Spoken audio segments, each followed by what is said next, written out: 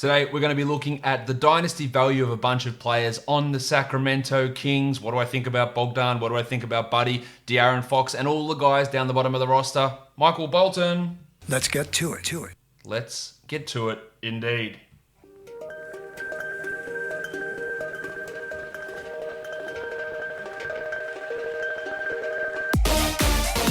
You are Locked On Fantasy Basketball, your daily fantasy basketball podcast, part of the Locked On Podcast Network, your team every day. Hello and welcome to the Locked On Fantasy Basketball podcast brought to you by Basketball Monster. My name is Josh Lloyd and I am the lead fantasy analyst at basketballmonster.com and at Yahoo Sports Australia. And you can find me on Twitter as always at redrock_bball and on Instagram at Locked On Fantasy Basketball. Today, we are looking at the Sacramento Kings. We are talking about them from a dynasty point of view. So let's get straight into the talking and look at these guys. The first guy we're going to talk about pretty obviously is De'Aaron Fox, the best player on this team, the best long-term dynasty prospect. He's just turned 22 a couple of months ago. 32 minutes a night this season, 20 points per game, 4 rebounds and 7 assists with 1.4 steals. 48% shooting's really encouraging. The free throws are an issue, 70% from the line on 7 attempts, and because he's taking so many attempts, that below average shooting number, you can be a problem. And it is something we do need to pay attention to as we move forward, because this wasn't a guy that came in with stellar shooting numbers out of college. He shot 72% as a rookie, 73% as a second-year guy. He's down to 70% now, so it is a little bit concerning there. He's also only shooting 31% from three. He shot 31% as a rookie, and then a second-year bump to 37%. So there are legitimate concerns about where all that shooting stuff goes from Fox. The two-point numbers at the career best, 52% this season, which is obviously really strong. But is he able to get all of those things to come together at once? He did battle some injuries this season, there's no doubt about that. But I would say that Fox's season was a little bit disappointing in its stagnation. There wasn't big leaps forward from what he did last year. He's still only playing under 32 minutes a night. He is up to 20 points per game with a bump in usage, a significant bump in usage, but his assist numbers have dropped, his steal numbers have dropped. He's still only hitting 1-3 per game, and all that sort of stuff does seem to put somewhat of a limit on him. Now, I do think there is a real chance that he can explode heading into his 4th or 5th season, but it's all going to come down to getting that shot to go in, that three-point shot to start to hit at a larger volume and get the free throw issues sorted out. That's the real difference between him being like the 60th ranked player he is this season, 49th last season, or being that top 25 player. I do believe he can get there, and I would invest in him doing that. But those two are definite stumbling blocks for Fox to get there. He is still rated as a negative by PIPM for this season in his defensive stuff. Offensively, he's a big positive, which is an encouraging thing. On-off, interestingly, only a plus 0.2 as an on-off number, which considering Corey Joseph's his backup, and Joseph's actually more of a positive than Fox. It's a little bit concerning there, but otherwise, he's been strong. He's taken some steps forward, but some disappointing steps backwards overall this season. Let's talk about taking steps backwards and let's go to Marvin Bagley. It has not been a good year for Marvin Bagley. Not only did he have multiple injuries, but in the minimal time that we saw on the court, he wasn't actually playing at a super high level. Now, we have only seen Bagley play 13 games this season, 26 minutes a night, 14-8, under a block. Encouragingly, 81% from the field, but no steals, no assists, no threes, and a sub 50% field goal percentage. They are all legitimate concerns from Bagley. I thought there was an opportunity for him. They were going to start him and play him 30 minutes a night this season, and that did happen for one game. And then we saw him hurt that thumb, and then he was out for weeks, and then came back and hurt his foot multiple times. But even then, in that first game that he started, he still only played 28 minutes, which is a little bit worrisome. Now, it was a blowout, so perhaps that's the reason for the low minutes. But usage was well down, 38% shooting, 1 of 2 from the line. He just looks to be quite a limited fantasy player. Very similar along the lines to what a Zach Randolph was back in the day. You get points, you get rebounds, but what else do you get? That is the concern that I have with Bagley and where he fits moving forward. Is he a better center at the moment than Richaun Holmes? No. Does he fit as a power forward? Is he better than Nemanja Bjelica? Probably not. Do Bagley and Holmes fit together? That's a really tough question. Is Bagley a backup big man? Would the Kings be willing to admit that he's a backup big man despite taking him number 2 pick 2 years ago? I don't think they're ready to do that yet, which is obviously a concern when that's what his form to date has shown him to be. So while I'm not massively high on him, I thought it was a terrible pick at the time. It looks worse in hindsight. I think I had him 7th on my Dynasty rookie ranks that season.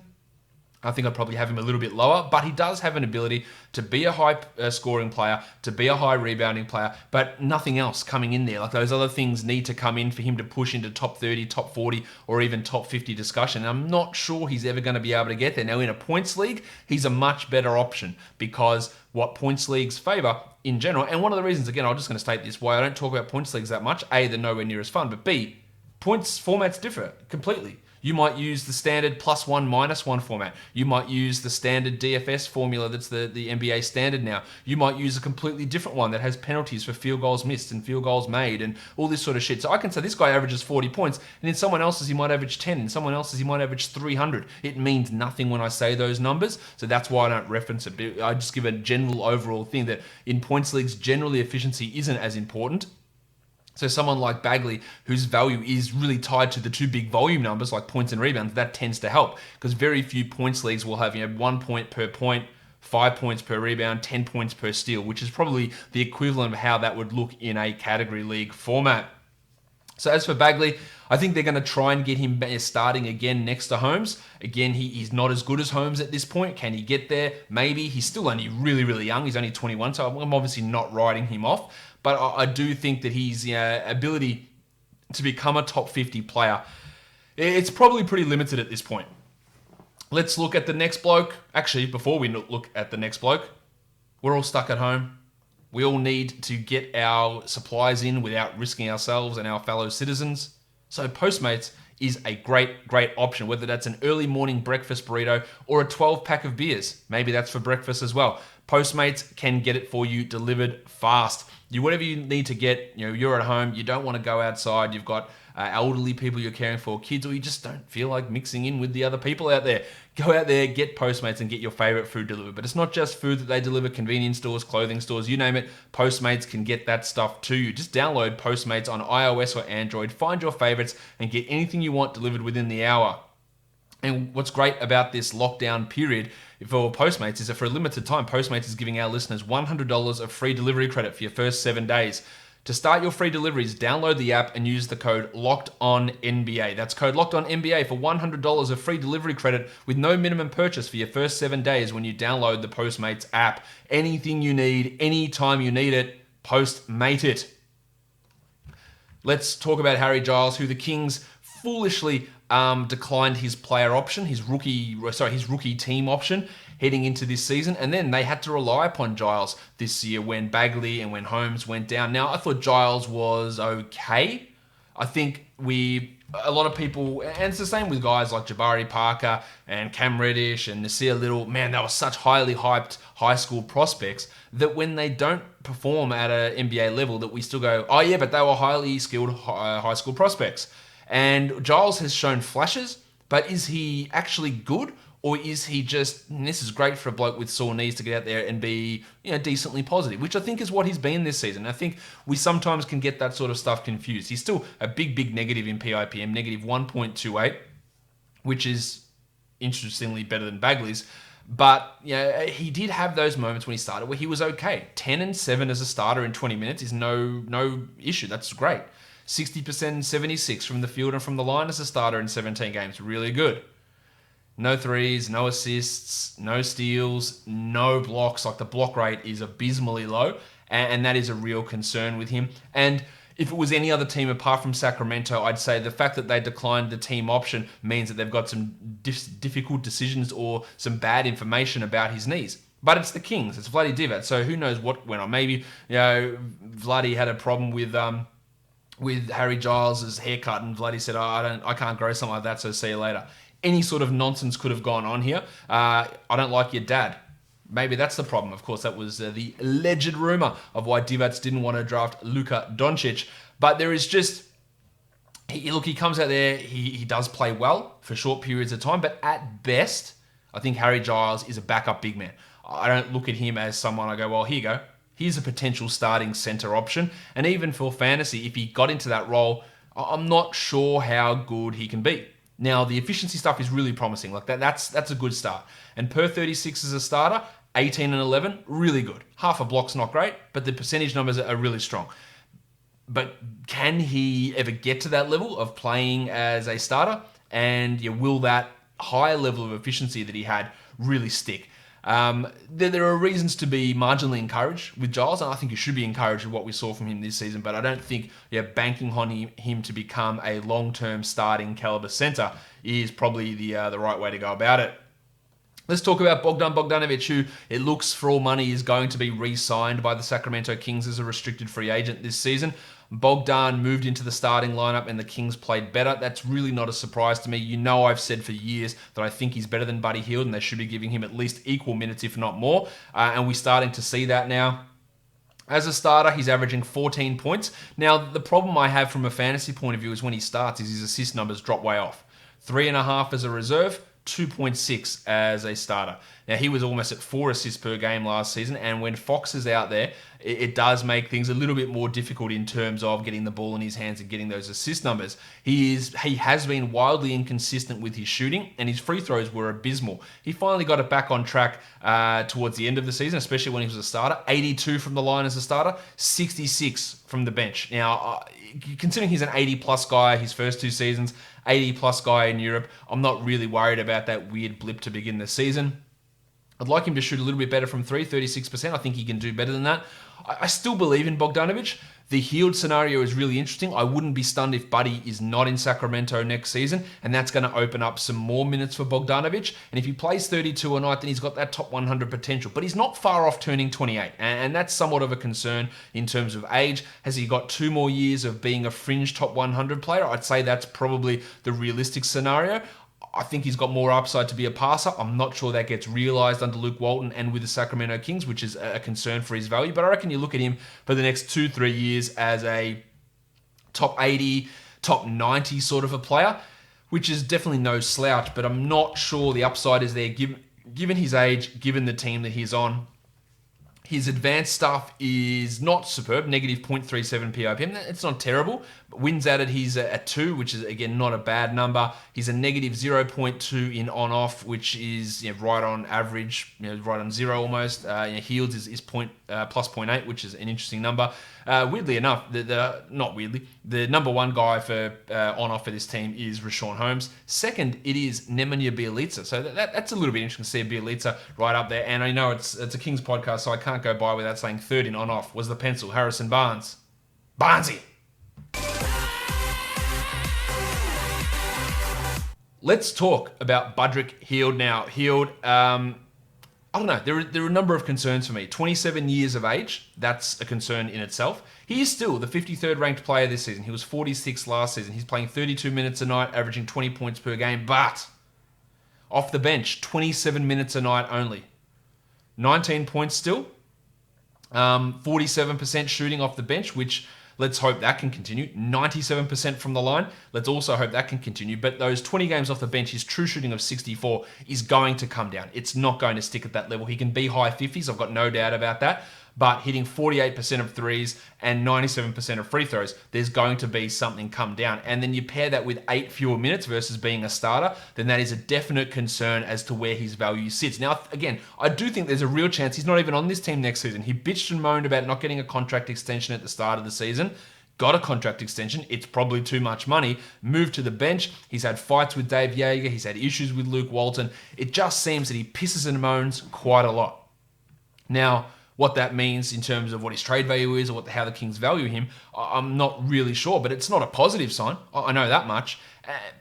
He is playing well off the bench. There's no doubt about that. The scoring is really strong. But can he be a consistent top 60 guy, which he's been the last 2 seasons, playing 26 minutes a night? I have significant doubts about that, considering a lot of his game is just based on scoring. There's not really much else happening there.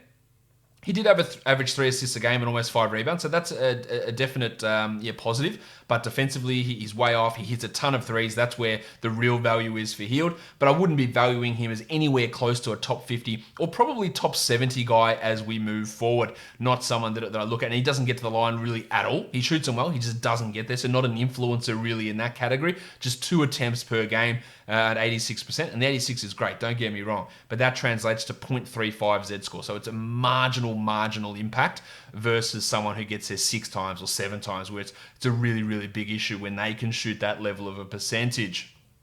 So Hield, again, I really worry about what this means for him moving forward and where he fits. What defensively he's a real problem. Where is he on a team in 2 years? I think he's in a 27, 28 minute role. And that puts him maybe as a top 100 player. And that's firmly going to be whether he hits 3 threes per game or if he hits 2. Because if he hits 3, then yeah, he can be a back-end top 100. If he hits 2 a game and scores 16 points instead of 20 points, and that free throws come down 10 percentage points and the three-pointers come from 48 down to 38, then he's not in the top 100. And I think that's the way we should be looking at Hield because, realistically, is he a 48% and 98% free and free throw shooter? No. So those numbers are probably going to come down. And which one of those is most likely to stay? Him being a bench guy or him being an otherworldly 98% free throw guy? I think bench guy is most likely to stay when we're looking at his overall value. So that's a little bit of a concern for him as we move on. They're really the rotation guys. I probably could have talked about Richaun Holmes, but he's been on 3 teams now. I'll give a quick mention to him. Look, obviously really good. 46th ranked player so far this season in 29 minutes a game. Best player on this team this season. In terms of future value, that's someone like Fox.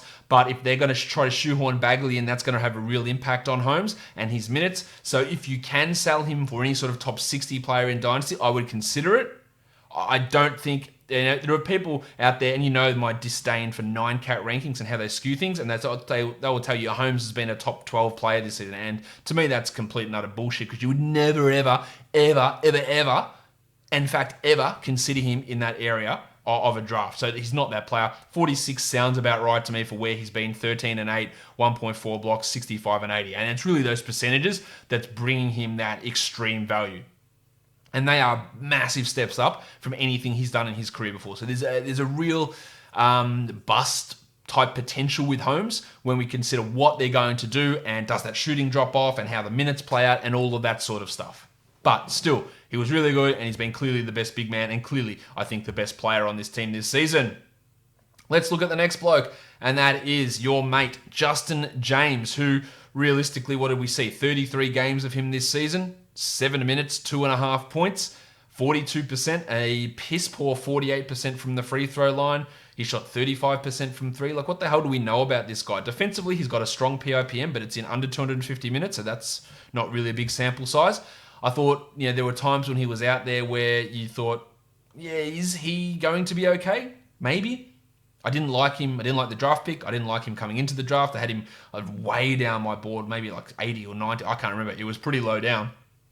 So I'm not massively into what he's going to be able to do. He showed a couple of flashes. He had a 14-point game early in the season in 33 minutes against the Nets. He had another 14-point game against the Pacers in 24 minutes in December. And then we really didn't get to see too much else of him after that. And I wouldn't be banking on him becoming a Buddy Hield replacement or someone like that. He's just not that level of scorer or shooter. And I'm not really sure what the point of the pick was. He only played 3 games for the G League team, 16 points in 17 minutes. Again, not much else there super interesting, and bad free throws again, which is a concern.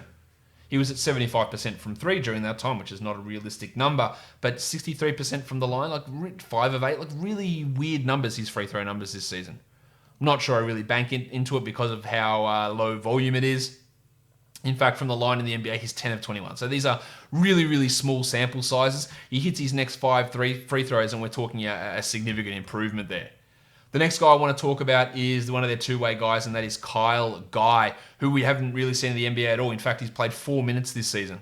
But in the G League, 37 minutes a night for the Stockton Kings, 22 points, 4.6 assists with 1.1 steals. But importantly, almost 10 threes a game attempted, 3.8 made, 40% shooting. I worry a little bit about how he goes up in the big leagues. I thought he looked okay in Summer League, and these G League numbers are definitely impressive. His advanced stuff is not superb. True shooting's good at 58, but a PER of under 15 for a bloke that's scoring that much is somewhat of an issue. Again, running some point and the assist numbers aren't all that high, which is, again, a little bit of a problem. And overall, he's shooting 40% from three, but just 41% from the field because his two-pointers just aren't going in. He's not getting to the line a huge amount. There's a real chance he could be a third-string point guard who can come in and be better than even a Corey Joseph or a Yogi Ferrell on this team. I understand that, and the three-point volume is impressive. But long-term, is he ever going to be a 20-minute-a-night backup? Probably not. The last guy I want to talk about here, Daquan Jeffries, who, again, we've seen very little of in the NBA this season. 6 games, 3 minutes. In the G League, a lot more. 27 games for Stockton, 31 minutes a night, 17 points. Jeffries is a 6'5 shooting guard, small forward. 7 rebounds, 1 steal, 59% on his twos, 34% on his threes. Doesn't get to the line very much. But overall, there's some okay numbers there. True shooting of 60 is pretty strong. Still low PER, low win shares per 48. So there are some issues there as to why his performance isn't translating. 21% usage. Shot blocking is not bad, 0.7. But overall, is there anything to really get excited about with Daquan Jeffries? He was a guy that I didn't mind coming in from the G League, and I think he can be... could he develop into a Dorian Finney-Smith? Not that that's good for fantasy. But I think there's a possibility he can become a solid enough 3-and-D wing defender. I think there's obviously room for that in the NBA. And this Kings team doesn't have an abundance of threes. I put more value in him than someone like Justin James. But putting that, would I put more value in him than Kyle Guy? Yeah, probably. I think because what he can do in the NBA is a lot more valuable than what Guy can do. Apart from that volume 3-point shooting, which was really interesting from Kyle Guy. But overall, James and Guy and Jeffries, I don't look at these players and think, there's a ton of value in them. These are guys that, hey, they just need that opportunity. But out of those 3 guys, Jeffries is probably the most interesting to me, even if the chance of him actually getting a regular rotation role is probably the lowest. But if he gets there, I believe he can impress enough to have some sort of a marginal impact. That'll do it for me today, guys. Don't forget, after listening to this show, go and check out Chad Ford's NBA Big Board podcast on the Locked On Podcast Network. And tomorrow, I'll be back doing a scouting report video on Obi Toppin from Dayton. So go and check that out when it is out. Subscribe Apple Podcasts, Google Podcasts, Stitcher, Spotify, and on YouTube. Guys, we are done here. Thank you so much for listening, everyone. See ya.